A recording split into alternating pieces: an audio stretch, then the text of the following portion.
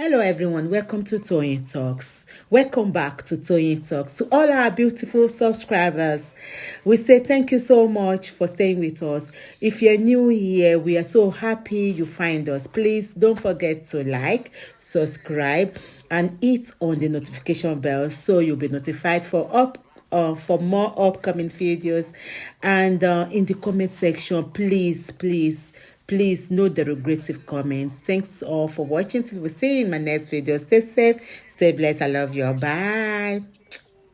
Gbogbo ten peanut rí gbà £1 owó tí ò sí ni wàláhì bó kò rí gbà owó tí ò sí dongari kò rí gbà ó gbà kọ́bọ̀ bàbá ò jí ọ lówó wọ́n ní bó ṣe ń gbé wá ló ṣe ń gbowó bó ṣe ń kọ lẹ́tà ló ṣe ń gbowó bó ṣe ló ṣiṣẹ́ ilé ló ṣe ń gbowó eléri ibú ṣèbí náà lójó gbowó DNA test 2 point kínní kan ìjó san só san wọn ò tó gbà yín lọ́wọ́ rẹ̀ tí wọ́n fomi sí ọ lọ́wọ́ olórí ibú aláyé bàjẹ́ olóṣì olè bí yàrá ń jọ ṣé Mohbad ló kórí ibú bọ̀ ni Odúmọ̀ṣù ṣé Mohbad ló bá tiẹ̀ jẹ́ lóní ọmọ yẹn oríire wá látọ̀run ni Odúmọ̀ṣù tó fi wá fẹ́ fi òkú ọmọ lọ́mọ tó fi wọ́n fẹ́ fi máa ṣe jẹ́ ṣé Mohbad ló bá tiẹ̀ jẹ́ ni àbí bàbá Mohbad ló kó bọ̀ lóní kórí ibú tẹ̀lé wọn wá látọ̀run Odúmọ̀ṣù tó wá l'opportunity orókù ọmọ ó wá fẹ́ pè l'opportunity tí wọ́n fi mọ́ kó nǹkan dàpọ̀ eré ẹ̀ ó burú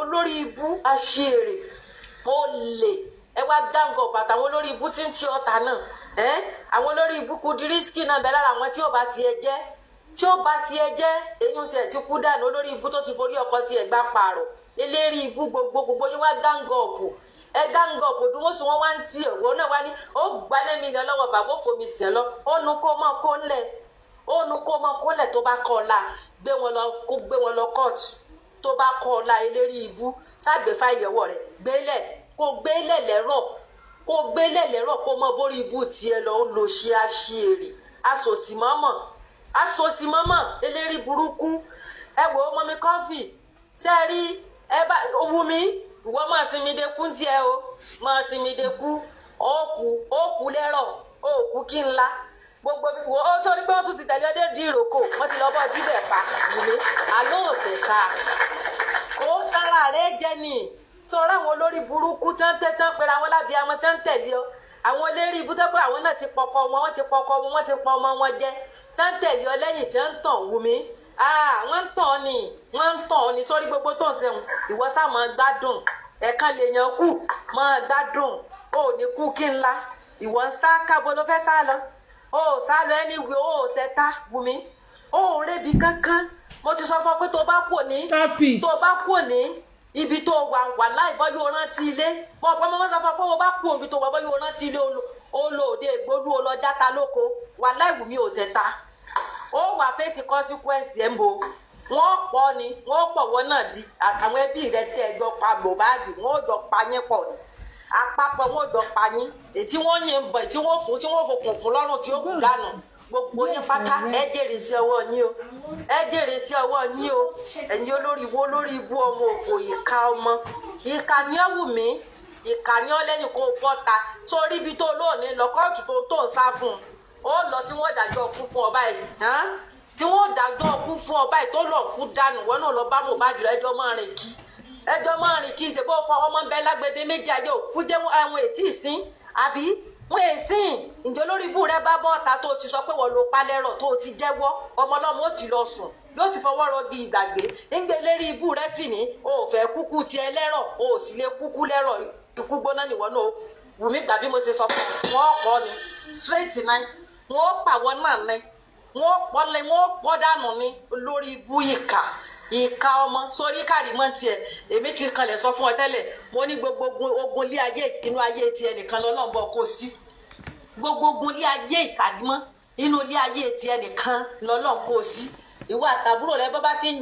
ti ń yìnbọn fábúrò tiẹ̀ àbúrò rẹ báyìí wọ́n mọ̀ fokùn fún wọn náà lọ́rùn pa ni torí ìwọ nọ́ọ̀sì táwọn wá Kàrímọ́ ìwọ nọ́ọ̀sì táwọn wá eléri ibú olórí burúkú ò ní sinmi ó wá rí bí wèrè Kàrímọ́ wá rí bí wèrè orí péjì ayé tí ń fìyìn ibi tó yẹ kẹ́ ti mọ̀ pé Ọlọ́run ò kọ lànà ìjì ayé tí ń fi gbogbo yín Kàrímọ́ orí péjì ìsinmi ti dìnà síwọ náà èmi ti kalẹ̀ sọ wọ́n fi ọ́ sọ̀kò wálé ní òun bọ̀ wá jẹ́jẹ́ ẹsẹ̀ rẹ òun bọ̀ wálé wàláì wọ́n fi ọ́ sọ̀kò wálé ní Kàrímọ́ wọ́n fi ọ́ sọ òkò wálé àkóbá àdàbá ó ṣe kò gẹ rẹ̀ tí ó ní mú bínú tí wò níbi tó wà Amẹ́ríkà tó lò wà tí ń gún ọ pé bóyá wọn ò lè wá mú ọ́n bẹ́ẹ̀ àbí wọn ò lè fi ọ́ sọ̀kò wálé Kàrímọ́ ó sì àgbákò ọ̀rọ̀ tó mọ́wọ́ tó mẹsẹ̀ ń pa ẹ̀ tí wọ́n fi ọ́ sọ̀kò wálé ìwọ lórí ibú ọmọ òfò ọmọ àdánù ẹ̀yin ọmọ ìrọ̀lẹ́ ayé ọmọ wálé àṣírí eléri ibú yín pa Mohbad tẹ́yìn wọ́n yá fẹ́rẹ́gẹ́ wọ́n yá sáré wá Amẹ́ríkà padà àbí ká má bàa mọ bí ṣe ń lọ ẹ̀yin eléri ibú dédé ẹ wá fún wa rọ́ọ̀gì narrative Kàrímọ́ ó ti ṣòfò ayé ó ti ṣòfò ayé ó ti ṣòfò ọ̀run bó ṣe wọ́n ò lè jèrè àwọn ọmọ rẹ Kàrímọ́ kì í ṣe pé ìwà ẹ̀ṣẹ̀ yín ó lè jèrè àwọn ọmọ rẹ ó lè dúró jẹ́ǹjẹ́ wọn ikú gbóná ni ọ̀pọ̀ ikú gbóná bàbá ti ń pa Wùmí àbúrò rẹ báyìí náà wọ́n mọ̀ fún wọn náà ló kù pa eléri ibú pìtìpìtì ayé ti bá wèrè kò lójú oorun Kàrímọ́ ò lè sùn olórí ibú irun orí rẹ̀ yàwó lé irun orí rí bí igbó gégé ṣe mọ́ lórí eléri ibú òkò rójúráyè Mohbad òdò rójúráyè ìjó tọ́jú ọmọ tọ́jú ara olórí burúkú orí live show yìí náà ní 72 hours eléri ibú nígbà Mohbad ti ń fi wọ́n ti ń fi hàn lákàlàkà ẹ̀yin tó pẹ́ ẹ̀ lé bọ́ńbẹ́ Kàrímọ́ òun bọ̀ wá Nàìjíríà padà Nàìjíríà tó ti sá kú òun bọ̀ wá bẹ̀ padà Kàrímọ́ òun bọ̀ wá bẹ̀ padà bẹ̀ ló ti wá díyẹ̀ ẹsẹ̀ ibẹ̀ wọ́n ti fún ọ ní dead bar hanging wọ́n hangi ẹni eléri ibú gbogbo ògùn tó ti expire ẹ ti kó bọmọ lọ́mọ nú Kàrímọ́ eléri ibú ìkà ẹ̀yin ẹbí ìkà ẹ̀yin ẹbí òfò eléri ibú yín wá ń sáká ó wá ń sá kó ṣe bá Amẹ́ríkà tó wà kó sẹ́ni tó lè wá mú ọ́n bẹ̀ Kàrímọ́ dey play ó ń tán rẹ̀ jẹ́ dey play ó rí i pé wọ́n fi ọ́ sọ̀kò wálé tó ní mú píìnì báyìí ò ní mú dé Nàìjíríà Kàrímọ́ ìwọ lórí burúkú ọmọ òfò ọmọ aráàlú ẹ̀yìn ẹbí rádaràda ẹbí apààyàn ó lè ṣe bọ́wọ́ Mohbad ló fi lọ kọ́lé tó kọ́ àbọ̀wọ́ Mohbad kọ́ ká má bàa mọ iye owó tí ń bẹnu àkáǹtì Mohbad ẹ̀yà ti sáré lọ fi díẹ̀ ẹ ti wọ́n ti lọ fi kọ́lé wọ́n ti ní lọ fi kọ́lé pamọ́ gbogbo ẹ̀ lẹ́gbẹ̀ẹ́ ilẹ̀ Kàrímọ́ gbogbo ẹ̀ lẹ́gbẹ̀ẹ́ ilẹ̀ torí mi ò mọ pópó iṣẹ́ tó ń ṣe l'Amẹ́ríkà tẹ́lẹ̀rí ibú rẹ tó ló kọ́lé sí Nàìjíríà Kàrímọ́ owó Mohbad ní í ṣiṣẹ́ owó Mohbad ló fi kọ́lé ẹ̀ sì gbé ilẹ̀ ní tẹ́ bá fowó Mohbad ṣe wàláì wọ́n gbà lọ yín Kàrímọ́ wọ́n gbà lọ́wọ́ yín Mohbad ò kí ń ṣàdíẹ̀ ranà ẹ lè jẹ́ lájẹgbé Kàrímọ́ ẹ lè jẹ́ lájẹgbé ẹ lè jẹ́ Mohbad lájẹ gbogbo tẹ́ gbà lọ́wọ́ wọn lẹ́gbẹ̀ẹ́lẹ̀ Kàrímọ́ gbogbo tẹ́ gbà lọ́wọ́ rẹ̀ pátá ilẹ̀gbẹ̀ẹ́lẹ̀ kẹ́yìn náà tó kúkú oró tẹ́ ẹ̀yin olórí ibú ìkà ẹ̀yin ìkà burúkú yìí mọ́mí kọ́ńfì ẹ bá ń gbé fọ́tò ọ̀gẹ́ni sí ẹ gbé fọ́tò òsì ọba tó pẹ́rẹ́ lọ́tún ọba ẹ bá ń gbé píṣọ̀ rẹ̀ sí eléri burúkú aláyé bàjẹ́ ọ̀gẹ́ni òsì ọba tó pẹ́rẹ́ lọ́tún ọba àbí òsì ọba tó pẹ́rẹ́ lọ́tún ọba òsì ọba awópẹ̀tù ọ̀gẹ́ni sórí láti alẹ́ àná tó ti gbé píṣọ̀ mi òsì ọba láti alẹ́ àná tó ti gbé píṣọ̀ mi tó gbé píṣọ̀ ọmọ mi kọ́ńfìsì tó gbé píṣọ̀ wá sẹ́yìn tó gbé sí i wò láti àná ìdààmú sórí ìjọ tí ń bá kalẹ̀ ráyè tiẹ̀ tán ìjọ náà ló fẹ́ nílé gbogbo lọ. ọ̀túnba òsì ọba olórí burúkú awópẹ̀tù tó pẹ́rẹ́ láwópẹ̀tù ọ̀gẹ́ni ó rìn wọgbó lọ ní gbogbo bá ti ń jẹ́ tọ́lọ́ bí ayé bá ti ń jẹ́ ayé ọ̀gẹ́ni ikú gbóná ní ọ̀pọ̀ ọ̀gẹ́ni ikú gbóná ikú rédèrèdè rádaràda tí jébísébẹ́ẹ̀lì kúnú bíbélì òní ọ̀pọ̀ tọmọtọmọ ọ̀gẹ́ni awópẹ̀tù ò ní jèrè gbogbo ayé rẹ tó kù mọ́ ò ní ìgbádùn ayé kankan mọ́ àlàáfíà ti jìnnà sí ọ orí ikú ti débọ̀ ọ̀gẹ́ni ó ṣòfò ayé ó ṣòfò ọ̀run ó ṣòfò tọmọtọmọ ikú gbóná tó pa Mohbad ikú gbóná ni ó pa àwọn ọmọ rẹ ọ̀gẹ́ni awópẹ̀tù òsì ọba ò ní ìgbádùn bó ti wù ó mọ́ ò ní ìgbádùn bó ti wù ó mọ́ ọkọ̀ tí ń kó gẹdú ni ó wò pọ̀ ọ̀gẹ́ni awópẹ̀tù olórí burúkú aláyé bàjẹ́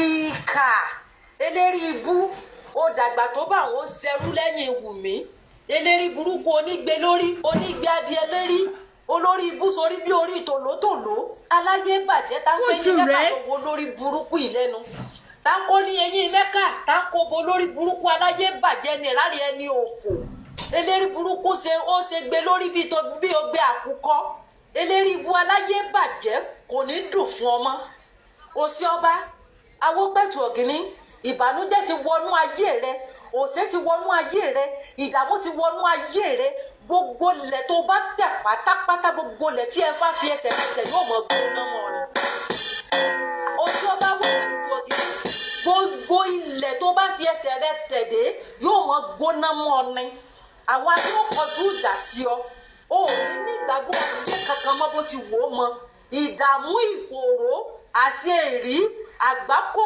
ìbànújẹ́ yóò mọ wọnú ayé rẹ òsì ọba Awópẹ̀tù ò ní nísinmi rédèrèdè rádaràdá ni ó gbẹ̀yìn ayé ẹ Awópẹ̀tù bó o bá bímọ ọmọ méje ló bí àjà yóò lu méjì pa oṣù à yóò lu méjì pa iye tí yóò yẹ méjì pa omi yóò gbé kan tó kù lọ ò nílò ọmọ tí ó sìn ọ Awópẹ̀tù Ògìní ò nílò ọmọ tí ó sìn ọ ikú gbóná ló pa gbogbo ọmọ tó tari ẹ jáde ikú gbóná tó pa Mohbad tí Wùmí ti pa Mohbad tó ń bí ìjà Awópẹ̀tù Ògìní gbogbo tó ti ara rẹ jáde pátá ikú gbóná ni ó pa wọn ọkọ̀ tí ń kó gbẹgẹdú ni ó wò pa wọn wọn ò ní nísinmi ìwọ lórí burúkú aláyé bàjẹ́ ìwọ táyé ẹ ti bàjẹ́ tó yẹ pé gbogbo ogun ilé ayé yìí Ọlọ́run ti dànù ayé rẹ kó ó ti yan bí gúgúrú olórí burúkú Ọ̀túnba ò ní nígbàdùn ayé ìgbádùn ti jìnnà sí ọ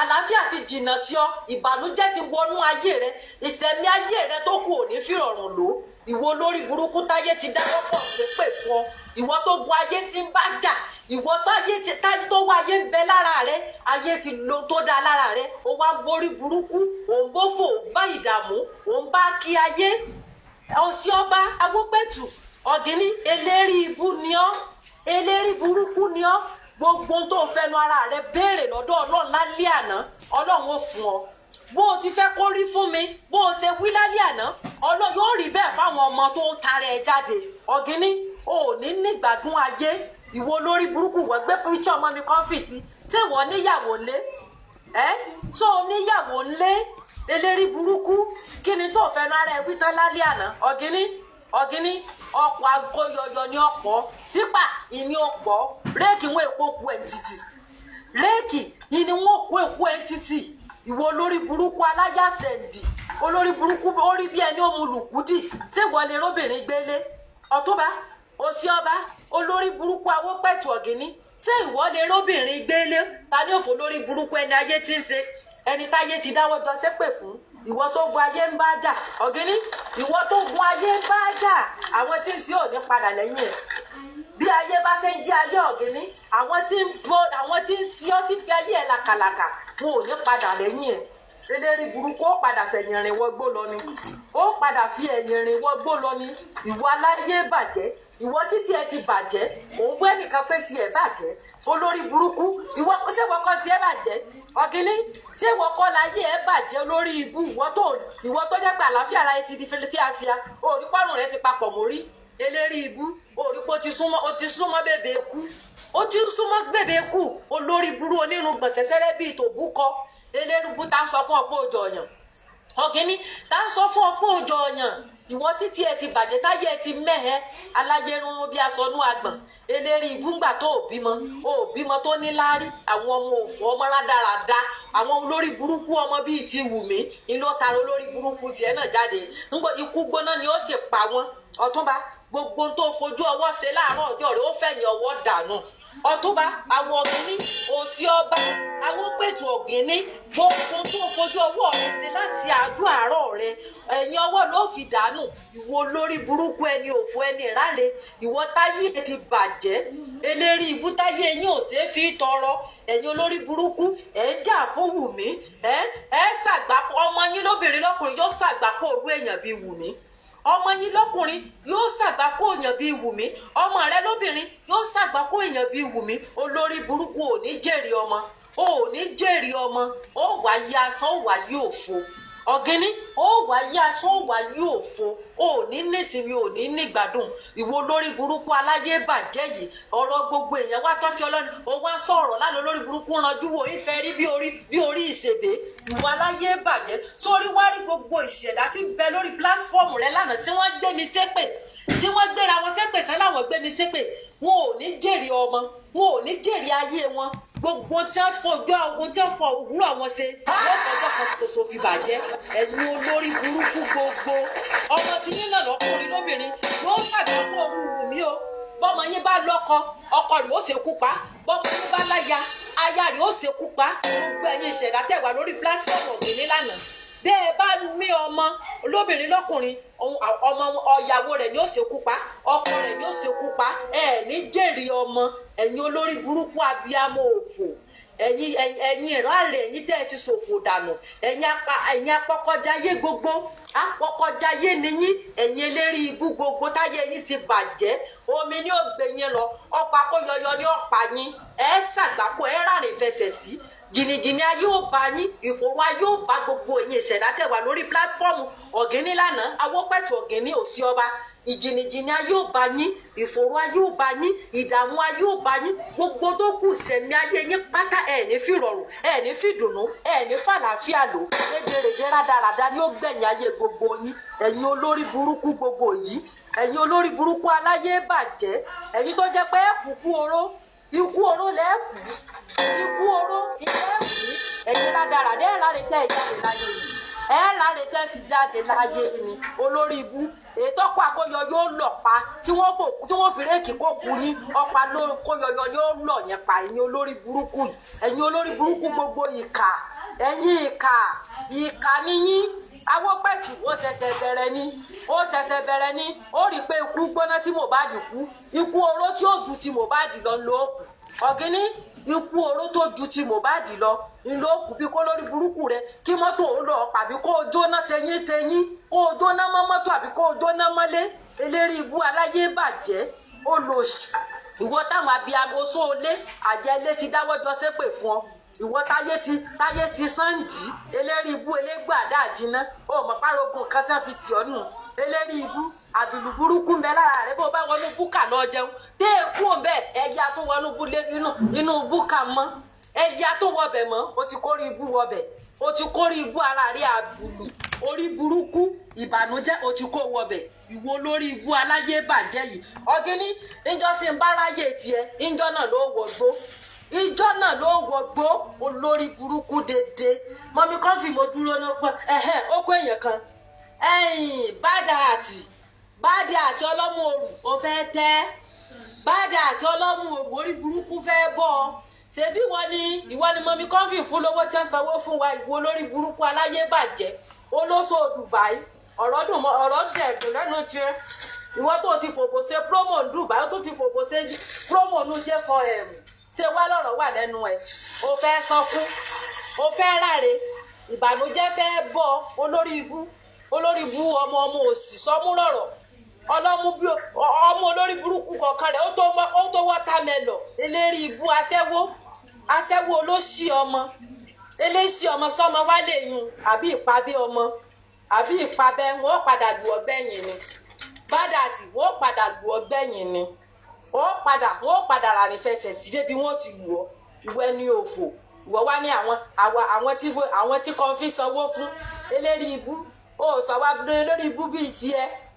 ó sọ wá lórí ibú bíi tiẹ̀ olórí burúkú olóṣò jẹ́ fọ́hẹ̀mù ẹ̀yin ara yẹn lórí ibú tẹ̀sọ́ ju jẹ́ fọ́hẹ̀mù dílé blue film nu ọmọ òsì aláyàsẹ̀ǹdì yóò kú òru eléri ibú ọmọ sọmọ wánu ẹ̀ ìyá ọmọ tí mùsùn tó ti sọ̀rọ̀ ọjọ́ súná yín wọ́n ní sọ́mánù eléri ibú ọmọ òsì ọmọ àbí ìpabẹ́ ọmọ rádaràda eléri ibú bó bá wá fún mi tí ọ̀tá wá fún mi kó sórí ibú ọmọ kọ́fì mo dúró náà jàre.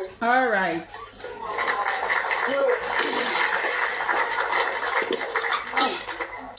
Thank you so much.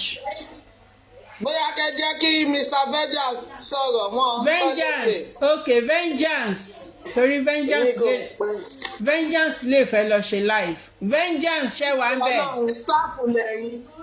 Vengeance. Thank you very General much, Vengeance. God bless you all. Good morning, good afternoon, good evening. I greet all the gladiators and generals on the comment section and on the panelists. God will not fail us. And we can see the hands of God in everything that has happened so far. He keeps reminding us that He is God that never fails. And He will not start failing from justice from above. Instead of God to compromise, God will rather change the fighters. And that is why some of the fighters, well-known fighters, are falling behind the enemy lines because they have lost their relevancy. And such cannot be far-fetched in this battle of the titans. It is very important that when you see these defeated heroes and heroines, one should not do anything but to just walk past them and continue to forge ahead in pushing the battle into the enemy's domain. And that's what we keep doing in Justice for Mohbad. We continue to become resilient, we'll be resistant, we will not be perturbed and will not be disturbed. And we will ensure that the future of our children is secured. Because as you all know, Justice for Mohbad is not all about Mohbad. Justice for Mohbad is justice for all. And it goes beyond the present. The future of the country is attached to this conquest. And we must come out victorious. And as God lives and His Spirit liveth, victory shall be ours in Jesus' name. Firstly, I would like to say to you all that this useless man called Otumba, that man is having chronic diabetes mellitus. And that is why you see him having this chronic leg ulcer. It is not his fault. He needs a medical attention. He needs medical attention. And chronic diabetes mellitus is a systemic disease. It cannot be cured. It can only be managed. And failure for him to get needed attention for that leg ulcer could result into another deadly disease, sepsis. And when there is sepsis, there is infiltration of major organs of the body by microorganisms, including the brain. Such a person might be having what we know as dementia. He may be having euphoria. He may be having so many things. And that's why you see him misyanning. Most of the things that Otumba Elegbo have been saying are not coming from the brain.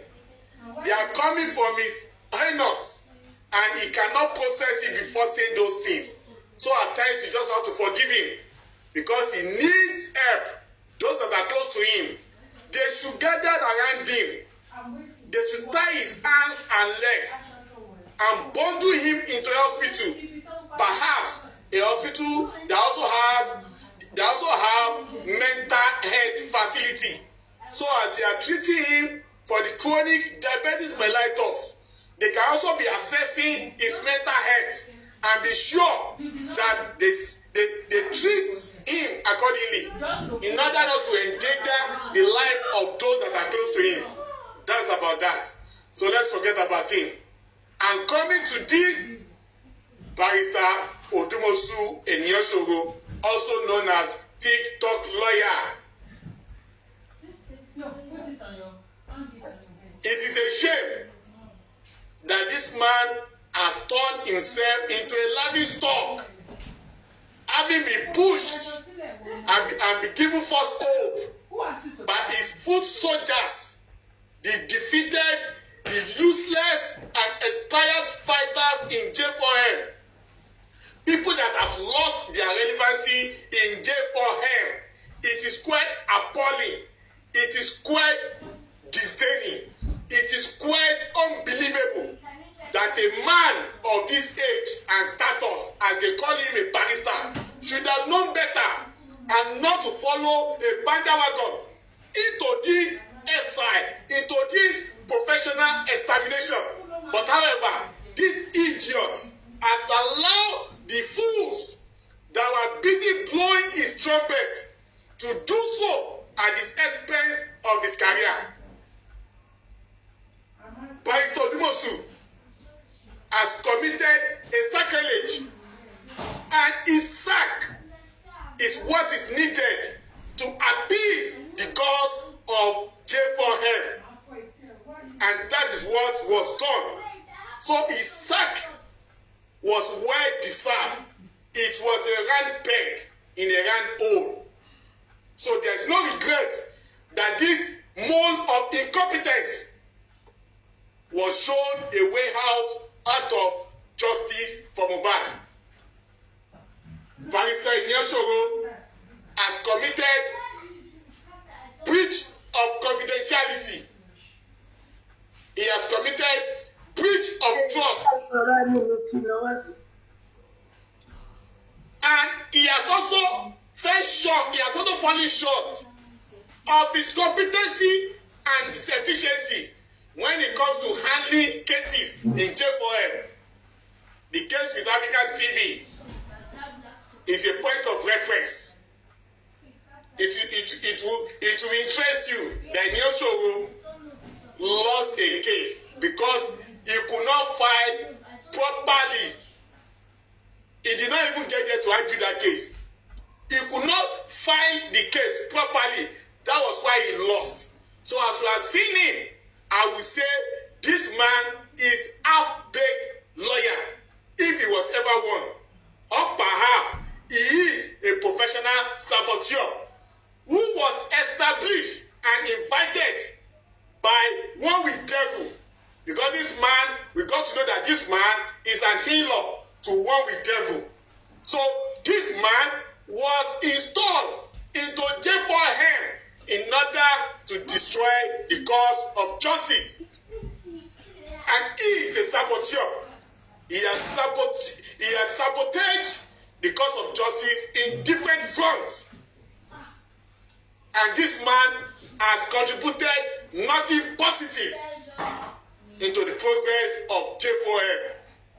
Because he is an insider and is a mouthpiece to Wunmi and Baba Liam, and is working against Emperor Joseph Aloba.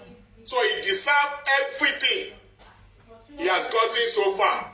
Both the dragging and both the insult, he is well deserving of them, because that is what's supposed to be his reward for his contribution in J4M as we speak. Inyasoro is a link between Olulegu B and Olulegu A and J4M. And that is why you see them, all of them, they are crying blood since Inyasoro was sacked. Because he is the hope of their dying men and women. They held on unto him. They saw him as that tiny light of relevancy. And now that that light has been dashed and he has turned to darkness, they cannot do but to vent their anger that their secrecy has become open, and the center can no longer hold for their evil intentions. So when you see them throwing temper tantrums like a year 2 or 3 years old children, don't give them any relevancy. Yorùbá ní ẹni tá nà òun lára ń ta. And when you also see them this time around, they have become more furious.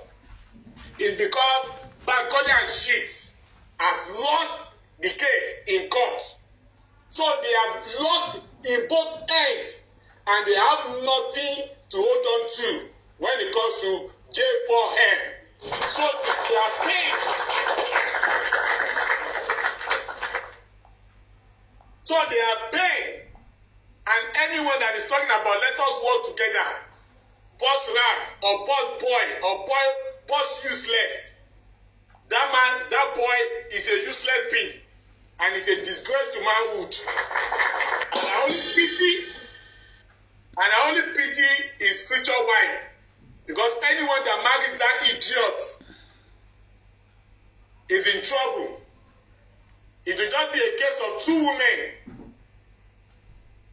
living in the same house. Temper tantrums will finish the relationship. Boss rat is a woman in a man's body. And in fact, many women that are gladiators and generous, they are more profitable, more resourceful, and more virtuous than that idiot that is called boss rat. Whenever I see boss rat, I refer to him as a chicken that is running enter-scatter because it cannot find its mother.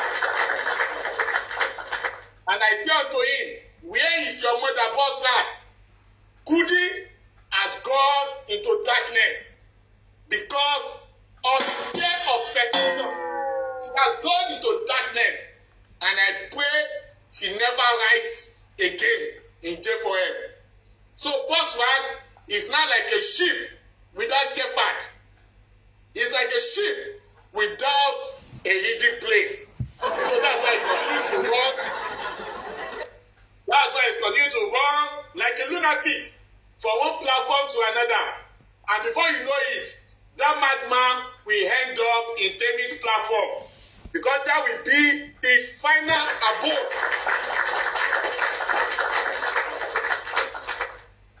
And as for those that are talking about working together, the person that is barely working together, he shall not be well without working together.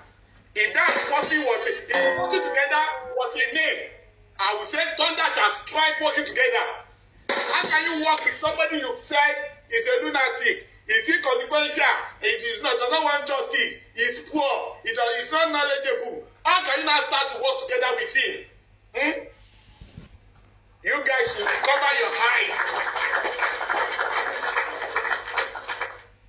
You guys should bury your heads in shame, because you guys have been condemned to the highland of irrelevancy forever and ever, and that will be your final abode in J4M. You have lost it. Ibẹ̀ yìí sọ pé kò sí ẹnikẹ́ni tó bá fọwọ́ kan òtúlẹ̀ tó bá bojú wẹ̀yìn tó yẹ fún ìjọba náà. You have lost your position.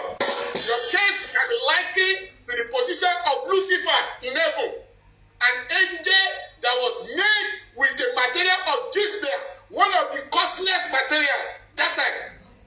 Satan, Lucifer, is the most beautiful angel in heaven, until he wanted to ascribe unto himself a position of God, and he was disappointed.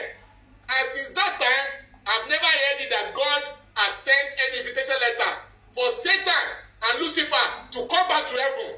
So if God, the all in all, the wisdom in wisdom, cannot toil by giving Satan a second chance, who is Emperor Joseph Aloba that will not give you the saboteurs, the betrayers, second chance in J4M?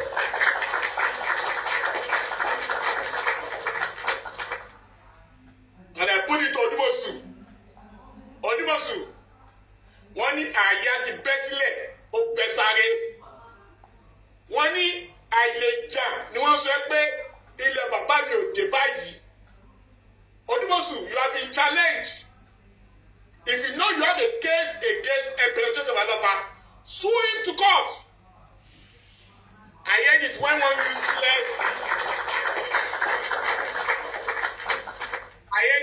useless and demented personnel was saying Baba should sue Odibosu to court. Are you stupid? Boss rat. Have you ever seen where a debtor sues an owner of the money to court because he's owing him? No. You are the one that you are claiming that you are being owed by Emperor Joseph Aloba. You should be the one to approach the court, not the other way around. So I don't understand why you people are thinking like fool. Odibosu sue Baba Mohbad to court. And then people will meet him there. Odumosu, in his tiniest wisdom, should hold on to this little dashing light he has left in his career. If not, Odumosu will walk without any light on his path, and his career will go into perfect obscurity. Odumosu, you have been challenged professionally. You have been challenged physically. You have been challenged spiritually. Take your case to the forefront. Do everything you want to do. You will meet not only God at that battlefront, you will also meet devil in that battlefront.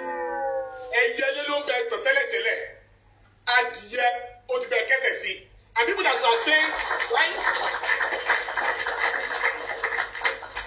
people that are saying, why did you settle it amicably? Round table discussion, rectangular table discussion, round table discussion, you people are not serious. Odumosu have been approached so many times. He wanted to take the highway out because he was being foiled by those losers. So the issue of settling amicably is out of the table. Odumosu should do the needful and do whatever he wants to do, and let us see if he will work out as a winner. I will tell you, Odumosu, you are a vanquished, and nothing can turn you to a winner. Your plans, everything, have been exposed.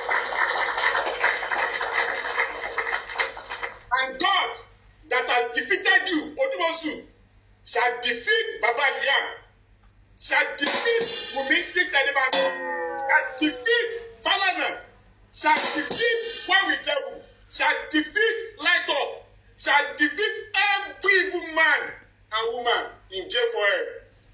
God never sleep nor slumber. God is watching over J4M, and it is a battle God will not lose. God bless all the gladiators and generals for your unattended standing in J4M. Don't be discouraged. There is a shining light in a very short distance at the end of this little tunnel.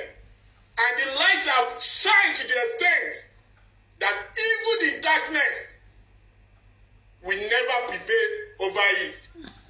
God bless you. God bless you. God bless you.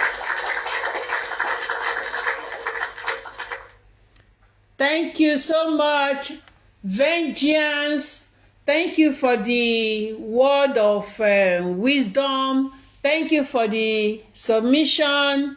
Thank you so much. Thank you for the zeal. Thank you for the energy. Thank you so much. And may God bless you and renew your strength in Jesus' name.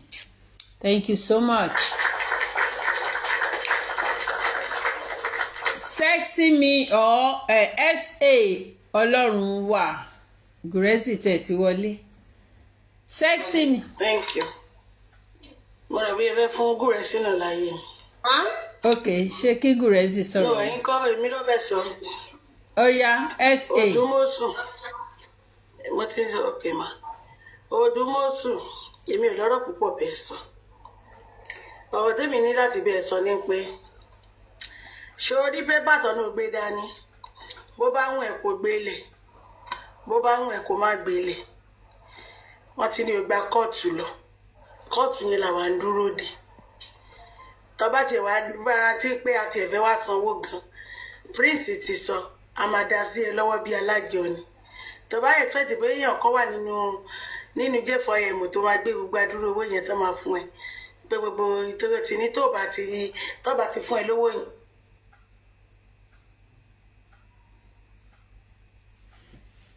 Kí ló ṣẹlẹ̀? Kí ló happen?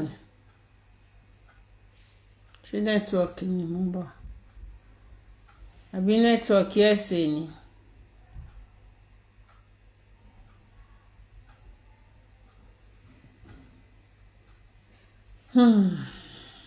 Àwa o. It is well. iye tó bá ti ní náà làwọn máa kó lé ẹ lọ́wọ́. bó ṣe wà nìyẹn ṣé nǹkan tó tiẹ̀ dùn mí jù náà rẹ̀ bó ṣe máa gbà á nìyẹn àná ò ní gbà pé bóyá o máa expect pé èèyàn kan máa dédé kólẹ̀ fún ẹ láyé ó ṣe wọ̀ ó máa gbà bí àjọ ni bó ṣe máa jẹ́ nìyẹn.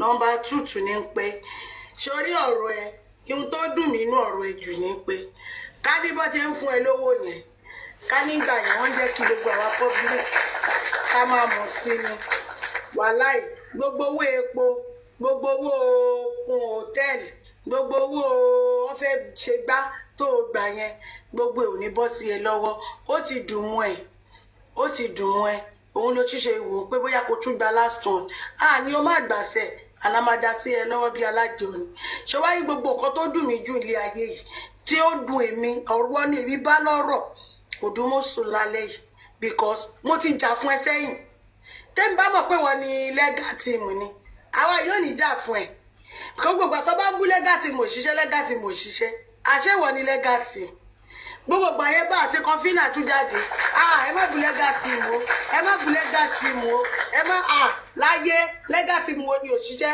ẹ jẹ́ ká dá ìkọ̀tù òun ò sọ títù bá ti ṣe àṣẹ wọ́n ni lórí nǹkan tó dùn mí jù láyé yìí pé mo sáì díẹ̀ àṣewọ lẹ́gùn ìwọ ló wà lẹ́gùn ìwọ ló gégùn tó jẹ́ bẹ̀rẹ̀ ẹ̀yin bẹ́ẹ̀ wò wẹ́pọ̀ ẹ̀ máa fi ẹ̀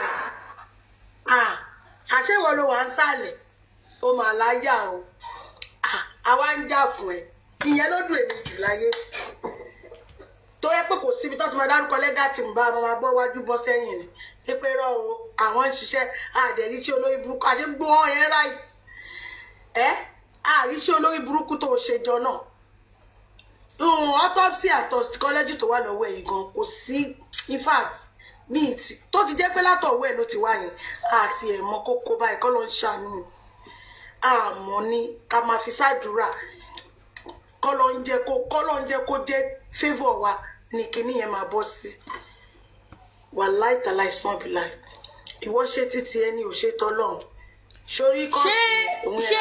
ṣé kò right ká máa drag pathologist yẹn tó ṣe kinní yẹn báyìí because nísìnyí ènìyàn ṣòro mo mọ iṣẹ́ owó ẹ o. má ti drag kan. a ti dá pà pẹ̀lú kinní yẹn gbàgbé ní wèrè tí wọ́n kà fún wa DNA kan ní kúta ní síta gbọ́dọ̀ ganu sí gidi DNA ìpè toxicology yẹn ẹ jẹ́ àgbàgbé ẹ̀ mà wọ́n ti dá pà pẹ̀lú ẹ̀. ẹ máa gbọ́ mọ́mí kọ́fì àti wúrọ̀ lọ́mọ yẹn tó bá hypertension. sexy me ẹ máa gbọ́ sexy me ẹ máa gbọ́ a lè ní wọ́n tọwọ́ bọ̀ wọ́n má tọwọ́ bọ̀ ṣe àpá àwọn pathologist yẹn àwọn gangan ni wọ́n ti lọ wọ́n lè mọ̀ dà ẹ jẹ́ ká fi gbàgbọ́ wa sọ́dọ̀ Ọlọ́run náà wọ́n lè má ra fa wọ́n lè má ti tọ̀ wọ́n lè má tọwọ́ bọ̀ ọ̀rẹ́ Odùmọ̀ṣù ti wá kàṣẹ́ àwọn pathologist yẹn ló gbé lọ ó ti wá kà nǹkan tó wà ń bẹ̀ àná ti wá kà. ok ẹja ní sùúrù sexy me ẹja ní sùúrù. àlejò dìgbà náà náà. ok ẹsẹ ó yá wúrà ìjọba mi ó yá continue but be fast. èmi ò lọ́rọ̀ púpọ̀ bá sọ àrùn tí mi ní láti bá sọ mo ti sọ fún wọn torí ò bá fẹ́ burú ṣáàjẹ́ kí eléyìí tó gbowó iyebíye lọ́wọ́ wa autopsy and toxicology ló jẹ́ inconclusive wo ẹ̀mí àfẹ́ ẹ̀ bọ́ tó wọ́n pẹ́ mi ò tí ì jáde tán fún ẹ èmi kò sì sọ̀rọ̀ nǹkan tó ṣe tó bí èmi inú ni tẹ́mi bá mọ̀ pé ò kì í ṣe ìwọ gangan ní lẹ́gà tìmù tá à ń jà fún ni mi ò ní bọ́ọ̀tà mi ò tiẹ̀ ní jà tó gbogbo pàtó bá dárúkọ lẹ́gà tìmù ẹ̀ ara mi máa ń gbóná ni kí ni gbogbo àwọn èèyàn máa ń ṣe yìí náà kí ló dé gan-an ẹ̀ẹ́dẹ̀ fún wọn sílẹ̀ kóòtù wọn ìdè kóòtù wọn ìdè gbá àti kọfínà máa bá wọn fa in fact kudos to you madam mo gbé fún àti kọfín gbà yìí tó bá gbé àti kọfín lọ sí tó bá sẹ́ndì lẹ́tà olórí burúkú kan má ṣàǹfààní lẹ́tà yẹn wọ́n máa tẹ sínú pósí fún àwọn ọmọ ẹ̀ gẹ́gẹ́ bí wọ́n ṣe tẹ́ ti Mohbad sí níbẹ̀ tó bá dá turned off tó bá da sọ́dọ̀fù sínú pósí ó ṣe máa ṣe fún ọmọ tiẹ̀ náà ní lágbára Ọlọ́run ẹ̀yin olórí burúkú má ṣàǹfààní táti jà fún ẹ lọ di àtẹ̀mọ́ pé olórí burúkú òṣì èèyàn burúkú báyìí yẹn ìwọ wà ní fẹ́ gba 9 million wàá gbà á ṣáàjà lọ kóòtù bàbá ti dé kóòtù. àló ní ká lọ máa praise òun nígbà yẹn ọ̀rọ̀ yìí ni mo máa sọ táwọn olórí burúkú àwọn aláyé bàjẹ́ tẹ̀ ní sóríire ẹni mo sọ pé wọ́n fún mi lówó kémi lọ máa ṣe kinní orí yín ti burú orí yín ti dàrú orí yín ti burú orí yín ti dàrú mo ní wọ́n invite mi sínú WhatsApp group kọ̀ọ̀kan mo ní mo ṣe débẹ̀ wọ́n dẹ̀ ń sọ̀rọ̀ àṣewọ ni legal team ìwọ nìkan ni legal team ìwọ nìkan ni legal team àwa sọ̀rọ̀ tán mo ń gbọ́ ẹ lọ máa sọ lórí live yín wípé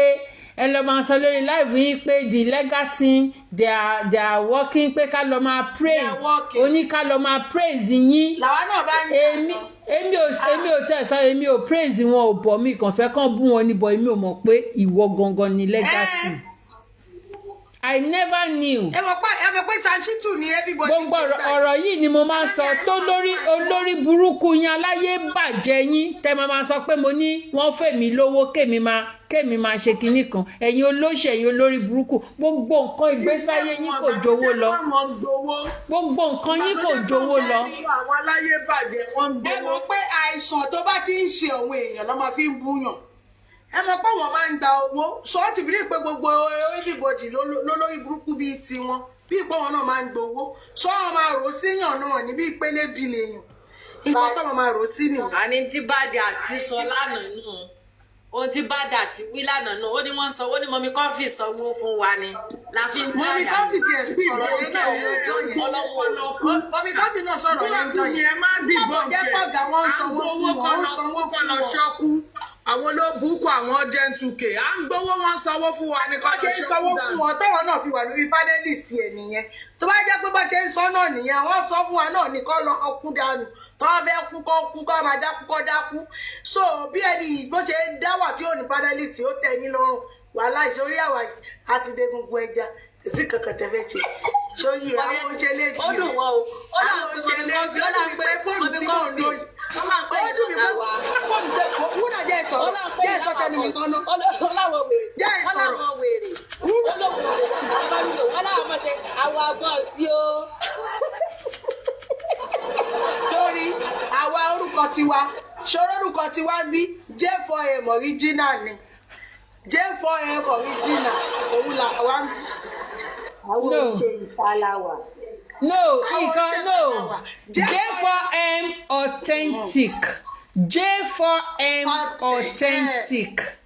Authentic òun là wá àwọn ògbàrìbà àwọn ògbówó àwa yìí lè jáde a lè sọ anything a lè búra sí kò sẹ́nìbọ̀dì tó bribe bàbá ìfẹ́ natural làwa ní fáfọ̀ bàbá méjì ní dá yìí. sẹ́ksì mi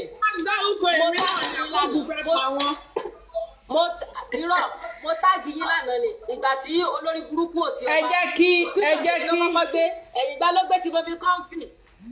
ẹ jẹ́ kí wọ́n tẹ̀ wá pẹ́ lórí tèmi náà gbé ibẹ̀ lọ sí wọ́n kọ́mẹ́ǹtì pé lady yìí máa fa ẹ̀. no ṣé tèmi gbé tèmi no ṣé tèmi ẹ kò gbé tí mo fẹ́ kó gbé tèmi tèmi ó gbé tí yín wọ́n bù ó gbé tí yín mà. ó gbé fọ́tò mi ó yá tó bá ti gbé fọ́tò mi ó yẹ bá ilé mo máa gbélé sínsìn ayé wọn ti bàjẹ́ ẹ gbé fọ́tò mi mò ń bọ̀. olóbùkún aláyé bàjẹ́ ìyàwó arọ kéṣe of TikTok èmi dúró ká gbé píṣọ mi tèmi máa ń lọ fàfàfà gidi tọmọ wọn ni máa gbé èmi ti lọ kó píṣọ àwọn ọmọ mò ń bọ̀ ẹni sùúrù tèmi gbé fọ́tò mi tèmi ìwọ gbé fọ́tò mi ayé ẹ̀ máa bà ayé Liam máa bàjẹ́ nísinsìnyí mò ń bọ̀ tí ẹ ti bàjẹ́ ayé Liam ó máa bàjẹ́ ó gbé fọ́tò mi kí ló gbé fọ́tò mi fún mò ń bọ̀. bá gbé tèmi gan tọmọ ni máa gbé sí tí Liam ni máa gbé. ayé Liam máa bàjẹ́. ẹ jẹ́ kí tí sọ̀rọ̀ tí good evening ìyá ò mà tí sọ̀rọ̀ Ọlábísí ò tí sọ̀rọ̀ kì í ṣe TF ni o. Ọlábísí ló kù, Ọlábísí ló kù. Ọlábísí ẹkúrọ̀lẹ́. F ẹ̀jẹ̀ ní sùúrù ṣẹgbọ́. F ẹ̀jẹ̀ ní sùúrù ó dẹ̀ pọ̀ Ọlábísí ló ti wà ń bíbà tẹ́lẹ̀. Ṣẹgbọ́ ẹjọ́ ẹ ṣe. F ẹ kalẹ́. Lágbára Ọlọ́run a máa gba justice. Ẹni tó bá ní àní ìgbà a máa gbà lẹ́yìn láṣẹ Ọlọ́run. Ọ̀rọ̀ mi ò pọ̀ jù. Barrister Odumerosu àbí lecturer Odumerosu ní ká pé yín. Ṣó dáa? Ṣé ilé ayé lẹ̀dẹ̀ ń ṣe báyìí? Ẹ ṣáfẹ́ ẹ fẹ́ ṣèṣe wípé òkè ẹ̀yin lẹ wà ń bẹ̀. Ẹ fẹ́ lo gbogbo ráǹkì yín tán, ẹ fẹ́ lo gbogbo agbára yín lórí bàbá Mohbad. Ṣùgbọ́n Ọlọ́run ò ní gbà fún yín bógo tí ń jẹ́ tọ́lọ́run.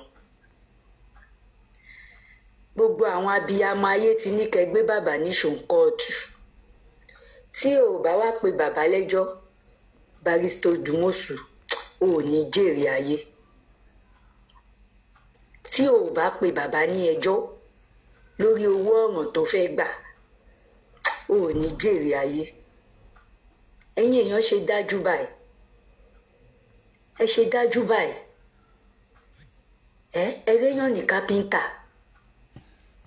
Òun ọkùnrin yìí nìkan náà ló káàdì fọmọ ẹ̀ pé sẹ́ẹ̀ òun fẹ́ mọ orúkú tó pọ̀ mọ́ òun. Ẹ dẹ̀ ń wá gbogbo ọ̀nà ẹ fẹ́ fi frustrate bàbá yẹn kó lè sọ pé òun ò ṣe mọ́ ẹ̀fọ́ òun lẹ̀ síbi tó ń wáyé. Barrister Odumosu, Barrister Odumosu, Barrister Odumosu, ṣé tí gbogbo àwọn abiyamọ ayé bá ro kà fún ẹ ṣé o lè jẹ́ tán ṣá? Tá a ro kà fún ẹ tá a ṣe bẹ̀ sí ṣé o lè parí ẹ̀? Kó tètè máa rò báyìí o, torí o sì máa ṣàgbákò lára J4M yìí o. O máa ṣe àgbákò sánsan ni o. Kí ló dé ná? Ṣọ́ṣẹ́ pè fún yín ni? Ṣé gbogbo nǹkan náà lórí owó ni? Owó máa tán ọmọ ènìyàn ló máa kú. In tó o bá ṣe sílẹ̀ ní ìsìn kò lè tán ayérayé.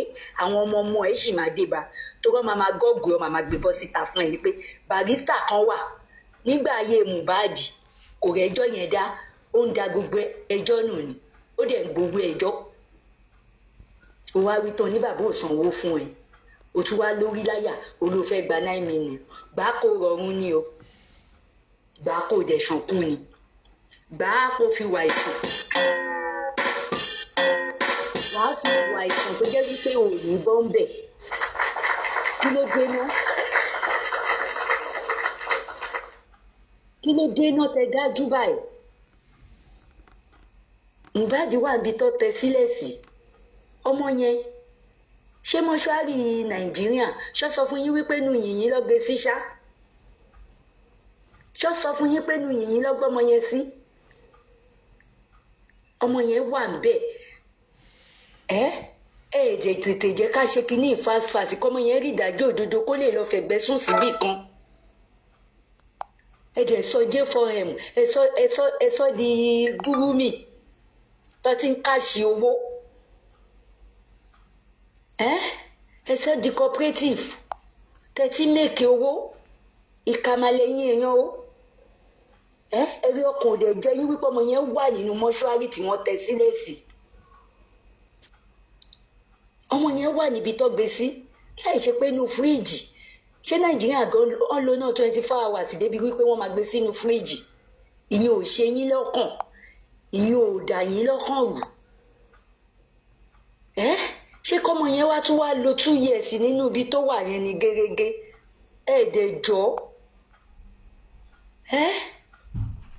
Ẹ̀ẹ́dẹ̀jọ́ kẹ́ kówé ọwọ́ yín sílẹ̀ Barrister Odumosu.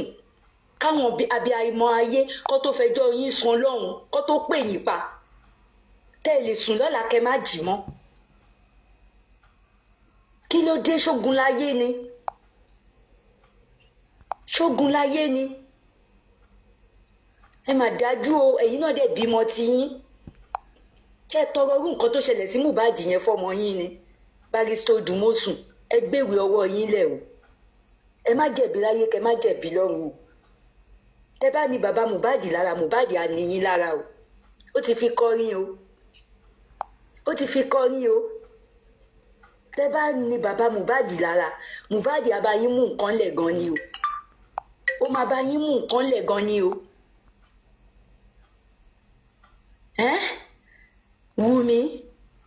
Wùmí bọ́ síta kó lọ sọ̀rẹ́ńdà rẹ̀ bọ́ síta kó lọ sọ̀rẹ́ńdà rẹ̀ sí police station jẹ́jẹ́jẹ́jẹ́ wo gbogbo àwọn tó ṣoògùn kìyà fún ẹ tọ́ ní kó máa jó lọ àwọn ń wẹ̀yìn ẹ wàláì wọn níbẹ̀ ẹ̀ṣẹ̀ wọn ìwọ nìkan ló máa dáṣe torí ìwọ ló pa Mohbad ọ̀dájú ìyàwó ọ̀dájú girlfriend torí ó kì í ṣe ìyàwó ẹ̀ kò kòrùka sí ẹ lọ́wọ́ tó fi kú ó wá wí tán ó lanu pàgà oníkú tó yẹ kí Liam kú òun ní Mohbad kú jọ Wùmí bọ́ síta wá sọ wíwú kú tó yẹ kí Liam kú fún wa náà bọ́ síta kó wá sọ wíwú kú tó yẹ kí Liam kú tó fi jẹ́ wípé Mohbad ló tọ́ sí. àṣírí òbò Wùmí àṣírí ẹ ti tú sí gbogbo ara ayé lọ́wọ́ kò síbi tó lè sá sí ajẹ́ ẹ pẹ́ láyé ẹ̀rùn ògún ni ẹsẹ̀ ń lọ ṣẹ́wọ̀n níṣẹ́ kí ajẹ́ ẹ pẹ́ ní ayé ẹ̀rùn ògún ni ẹ́ ẹ̀rùn ògún ni ẹ́ ọ̀dájú abiyamọ ìwọ náà dẹ̀ gbé tí ẹ̀ dání ó dẹ̀ gbàdúrà kó jèrè ẹ̀ ó tí ẹ̀ lè jèrè ẹ̀ bẹ́ẹ̀ ni ó lè jèrè ẹ̀ Wùmí torí olórí burúkú ẹ̀ gbogbo ibi tí mo ti máa ń bẹ̀ pàdé láyé yìí o máa ń takú àwa justice for Mohbad gbogbo àìdíráìtì ẹ̀ tí mo rí láyé yìí o máa ń takú àwa tá a dúró tọkọ ẹ̀ ibẹ̀ yẹn lèmi ti mọ̀ pé wọ́n ló pọ̀kọ ẹ̀ ṣé o mọ̀ pé ojoojúmọ́ mo máa ń sọ tí n bá ti wá sókè ò ní jèrè Wùmí ò ní jèrè ò ní jèrè àwọn tó ní ẹ̀wọ̀n ní jèrè rẹ̀ torí ọmọ kan náà ni Mohbad tẹ pa sọ́run ò ní jèrè ayé Wùmí torí kò síjọ́ tí mo rántí ibi tí wọ́n tọ́mọ yẹn sí tí mo dẹ̀ rántí mọ́ṣúárì tó wà ní Nàìjíríà yẹn wípé kò sí náà 24 hours wàláì bó ṣe ṣòkú Mohbad lọ́lọ́run á ṣe ṣòkú ẹ̀ tí rántí gbogbo àwọn ìdílé wọn ò ní rí wọn kó ń bi tó bá kú sí. ó ṣe yọ̀dájú báyìí ìwọ àti bàbá bébì kò tẹ̀ sí nǹkan méjì tẹ́ fi pọ́ ọmọ yẹn kò sí nǹkan méjì tẹ́ fi pa ẹ rí pọ́ ọmọ yẹn lówó lọ́wọ́ ó dẹ̀ wà nínú lẹ́kí tó súnmọ́ bàbá bébì bàbá bébì dẹ̀ ti fókọ̀sì pé ọmọ ìtàwọn bá pa kò sẹ́ni máa béèrè ẹ̀ ogún àdì tàwọn òkè ẹ̀ fún ìyàwó ẹ̀ lóyún àti ìbẹ̀lẹ̀ ẹ̀ ń pláàni ìbẹ̀lẹ̀ ti pláàni tẹ̀ ti wò wípé òkè owó yẹn ti pọ̀ dáadáa ẹ jẹ́ á mú kúrò lọ́nà ọgbọ́n tẹ̀yìn ará èkó ń dá nìyẹn ẹ ti wò wípé ọwọ́ pálábá yín ò lè ségi torí wípé bó ṣe ń pariwo pé mi ò fẹ́ kú tọmọ yẹn ń pariwo ó ti rí sáyìn pẹ́ ti fẹ́ pòun tipẹ́tipẹ́ ṣùgbọ́n àwọn èèyàn àkọ́bí ara sí. ẹ jẹ́ bá a pa táàpù ẹjọ́. àkọ́bí ara sí ẹ ti wá wò opportunity ni owó yẹn ó ti wà ńlẹ̀ dáadáa ìwọ àti bàbá bébí ẹ fẹ́ jọ pín in kẹ má dẹ̀ fún mọ̀lẹ́bí ní kankan bẹ̀ ẹ̀dẹ̀ pọmọ yẹn sọ́hun Wùmí ò ní jèrè ò ní jèrè ayé ara máa ní ẹkú ni bó o ṣe fara ní Mohbad títí lójú ayé ẹ̀ ṣorí wípéjọ́ kan ló ń pariwo ẹ ìjọ táwọn àwọn yìí tí wọ́n mú àwọn kokéènì tó wá ka mọ́lé mo ti gbàgbé orúkọ tó ń pè wọ́n yìí tó wá ká ọmọ yẹn mọ́lé tó ní Cynthia is there sórí pórúkọ ẹ ó ríǹgì bẹ́ẹ̀lì lẹ́nu ẹ̀ pé ìwọ gangan tó jẹ́ ìyàwó òun ó wà lára àwọn tó wá lu òun Wùmí ṣọ́ṣépè fún ẹ ni ó fara ní bọ̀bọ́ ìtítí tó fi wọlé ni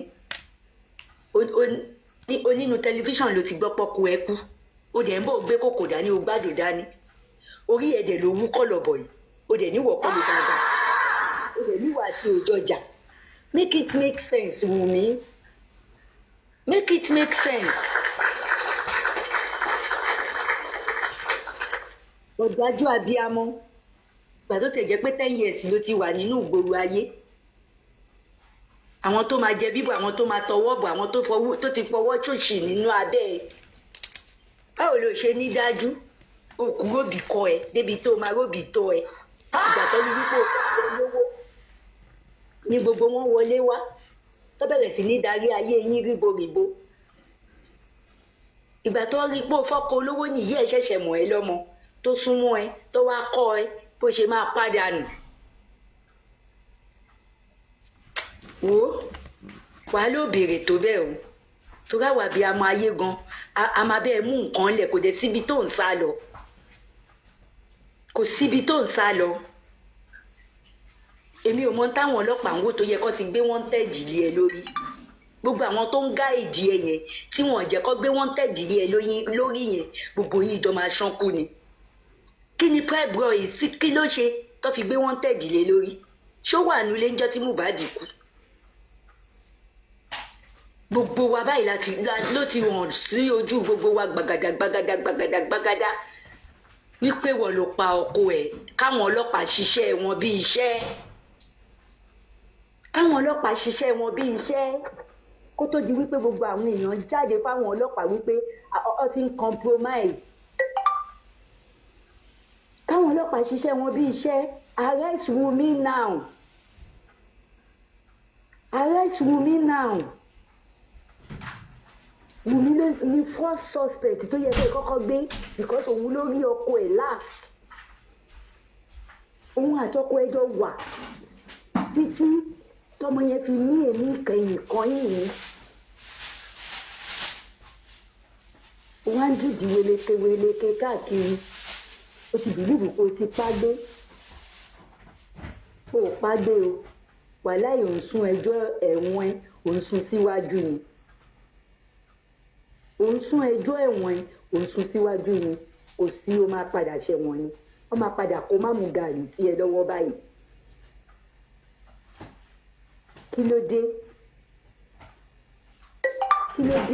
ibo là ń lọ táàrọ̀ kọ̀ nílé ayé àfọwọ́bà gbogbo owó tó ń ṣe fìyàfìyà tó ń ṣe fàyè ó máa fi sílẹ̀ sáyé lọ ni ẹ jẹ́ ń dákẹ́ náà báyìí. All right. ẹ ṣe mà.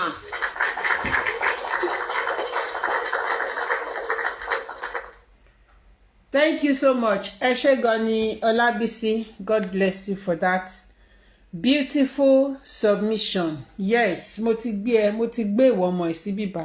Ìwọ ọmọ tó ní bàbá ẹ̀. Ìwọ ọmọ tó ń dalẹ̀ ayé rú yìí. Liam, mo ti gbé ẹ síbí. Ikú máa pa ẹ́. Bẹ́ẹ̀ ni mo sọ fún ẹ. Orí yín ti dàrú. Olórí burúkú agent ìyá ẹ. Ó lọ gbé mi sórí platform ẹ̀. Torí fún kíni kí ló dé tí blogger ìyá ẹ lọ fi gbé mi sórí platform ikú máa pa ẹ́ ó máa pa ìyá ẹ ó máa pa bàbá tó bí ẹ bàbá tó gba pátákùpa nídìí ìyá ẹ ikú máa pa gbogbo yín papọ̀ ẹ ti ṣòfò dànù ìwọ ọmọ olórí burúkú ìwọ ọmọ tíyà bí ọ̀yà bí ẹ ayé dàrú ó ṣe kúkú lọ pokùnso ọmọ ẹ tí ẹ rákòrò sínú swimming pool ìwọ ọmọ òṣì ìwọ ọmọ tó lè láyọ̀ gbàgbé ẹ̀ ìwọ ọmọ òṣọmọ rádaràdà ọmọ rédèrèdè ẹ lọ gbé fọ́tò ọmọ mi o ẹ lọ gbé o ikú máa pa yín ni èmi wo ẹ lọ gbé fọ́tò tẹ máa gbé through us every day ikú máa pa Liam ni ẹ gbà bẹ́ẹ̀ kí ni. Àṣàsí wa ti mú Liam kí ni mo sọ àṣàsí ó ti mú Liam láti ọmọ kékeré tó àti oṣù 5 lọ àṣàsí ti mú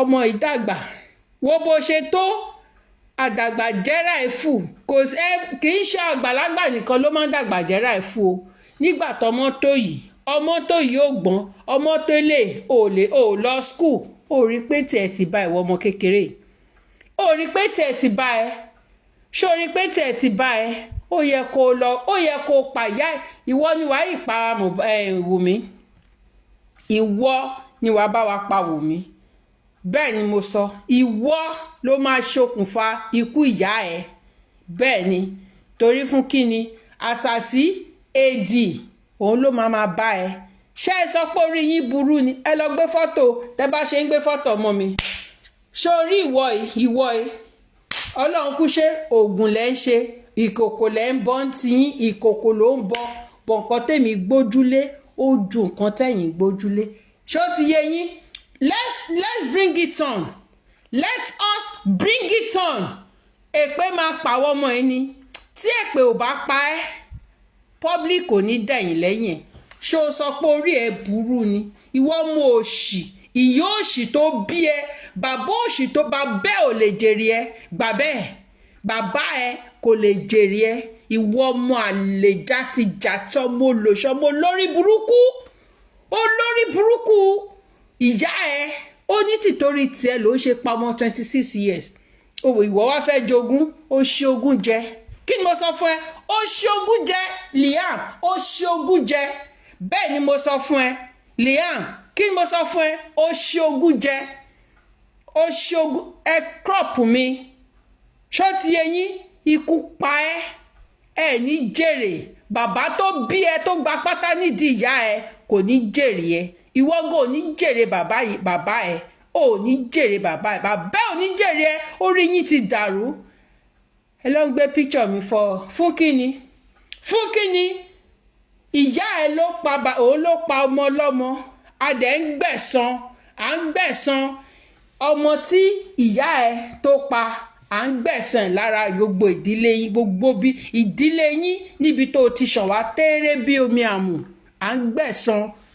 Mohbad lára gbogbo yín òwò ìyá ẹ ló ti jésù àjàrà eyín máa kàn ọmọ ẹ pa ni wàá rí eyín máa kàn ẹ pa gbà bí mo ṣe sọ bẹ́ẹ̀ gbà bí mo ṣe sọ eyín máa kàn ẹ pa ni wàá ní láyé wàá ní kí ìyá ẹ kó kúkú ṣẹ́ oyún ẹ wàá ló pé ìyà tó ń jẹ wàá wá fi orí késo ìwúrà nílé ayé tó wà yìí wàá fi orí késo ìwúrà ìyá àgbà òṣì játijàti tó wà lórí pílátífọ́ọ̀mù tèmi yẹn ó gbọ́rọ̀ tó bá ti sọ pátá orí ẹ ló ń bọ̀ sí orí yìí ti dàrú ẹ ti ṣí èrè Liam àforí késo ìwúrà láyé yín ẹ ní pààyàn mọ́ ìwọ fẹ́ jogún ó ṣe ogún jẹ ìyá ẹ ó ti jésù àjàrà eyín máa kàn wọ́n ọmọ ìpa ni ìwọ lórí burúkú ọmọ òṣì yìí ẹ tí mọ̀ kankan ẹ